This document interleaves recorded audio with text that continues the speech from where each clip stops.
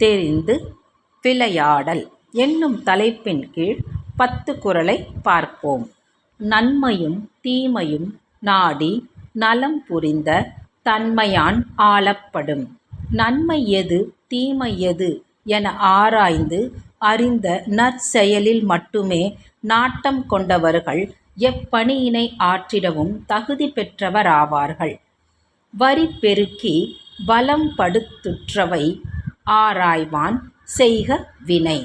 வருமானம் வரக்கூடிய வழிகளை விரிவாக்கி வளங்களையும் பெருக்கி இடையூறுகளையும் ஆராய்ந்து நீக்கிட வல்லவனே செயலாற்றும் திறனுடையவன்.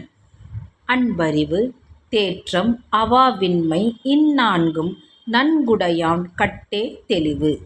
அன்பு நெறி செயலாற்றும் திறமை பேராசைப்படாத குணம் ஆகிய 4 பண்புகளையும் நிலையாக பெற்றிருப்பவரை தேர்வு செய்வதே நலம்.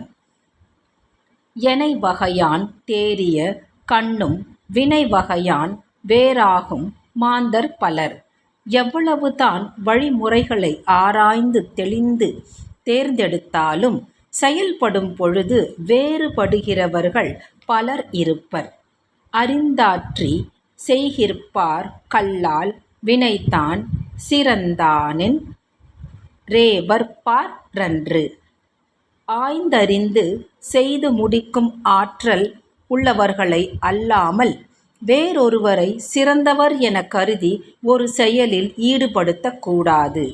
செய்வானை நாடி வினை நாடி காலத்தோ டெய்த்த உணர்ந்து செயல்.